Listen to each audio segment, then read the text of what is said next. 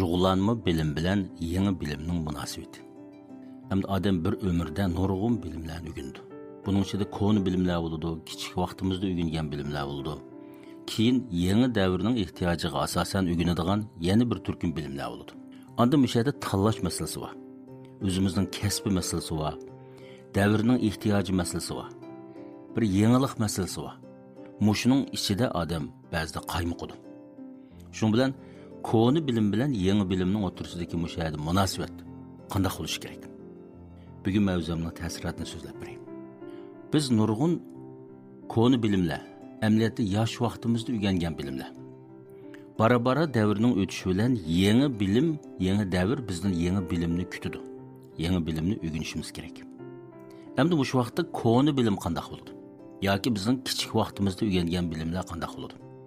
Butkul umr nuqtasini aytgan chaqda biz ko'ni bilimlarni yaxshi o'rgandik. Kichik vaqtimizda, yosh vaqtimizda o'rgandik. Ammo yoshning cho'ngiyishi bilan bizdan davr yangi bilimni kutyotadi. Bu vaqtda bizning ilgari o'rgangan bilimlarimiz keyingi bilimlarimizga ul asos bo'lishi kerak. Uni tashlayotmaymiz. Ham uningga butunlaymi eslayolmaymiz. Ham nima ikki gapda birsi tashlayotmaymiz. Tashlayotmaymiz deganda davrning yangilanishi bilan biz yangi davrga loyiq bir turkum bilimni o'rganishimiz kerak, ham shart. Bunda qilmasak davrga yetisha olmaymiz. Hem bunda olgandan keyin albatta bizda bir ikkilanish bo'ldi. Unda bo'lsa mening ilgirki kasbim, ilgirki bilimlarim o chaqda nim bo'ldi, tashlanib qolamdi deydigan. Mandaq andish paydo bo'ldi. Müşahede ilgirki bilim bilan keyingi bilimning ma'lum bir bog'lanishi bo'lishi kerak. Hem ilgirki bilim keyingi bilimga ma'lum jihatdan asos bo'la oladigan, ul bo'la oladigan bir munosabatda bo'lishi kerak. Shundoq bo'lganda ilgirki bilimni tashlamaymiz. Onundan mı faydalanamiz. Andın yangi bilimni mush ilgirki bilim asosida yana bir baldaq yuqori o'rlaymiz, o'rganamiz.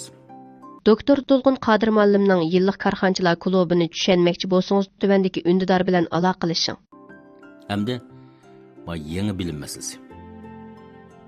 Bog'lanish masalasida müşahede qanday bog'landi? Har qanday bir davrda bir bilimlar ilgirki bir sistema, bir kategoriya asosida taraqqiy qilib keldi. Taraqqiy qilgandan keyin buni ash ikkisining o'rtasida bir bog'lashni tepishimiz kerak. Hem yangilik bor, hem bog'lanish bor. Hamda bir odamning o'rta boshlang'ich maktabda o'rgangan bilimlari bo'ldi. Amaliyotda o'rta maktabdami odam xili cho'nqur narsalarni o'rgandi. Xili qiyin amaliyotda. Ammo to'g'risi qanday degan chaqda o'rta maktabdagi bilim bizning keyingi bir ömürlük bilimimizga ul asas bo'la oladi.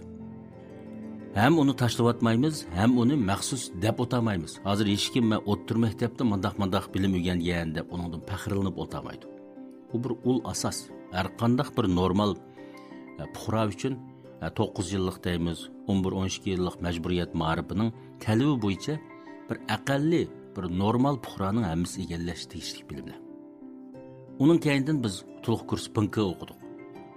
Şu çağlarda BNK degan xali yuqori unvonda. Hozir bara-bara berib BNKmi odatdagi unvon bo'lib qoldi. Deb yurguchiligi yo'q. Amaliyotda BNKdami xili cho'nqur bilimlarni o'rganamiz.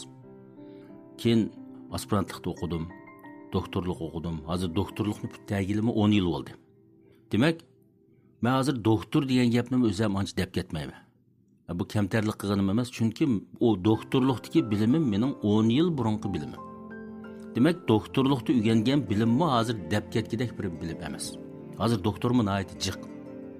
Demek doktorlukta o'rgangan bilim men uchun hozir ul xarakterlik bilim bo'lib qoldi. Eng yangi bilim emas, ul xarakterlik bilim. Men uni maxsus deb o'tirishimning hojati yo'q. Chunki haqiqatan u 10 yil burunqi mening saviyam. Keyin iqtisod o'rgandik. Uning keyinda nima davri bo'ldi? Internetning davri bo'ldi. 10 necha yil internetga munosabatlik ishlarni qildim, o'rgandim. Bumi bir yangi davrninki, yangi bir peni. Uning keyindan eng yangi navbatda nima bo'lyotdi?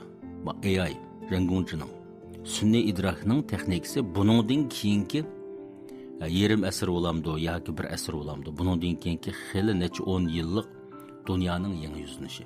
Men navbatda sun'iy idrok texnikasini o'rganyapman. Lekin bu bilim mening iqtisodshunaslik bilimim asosida bo'lyotdi.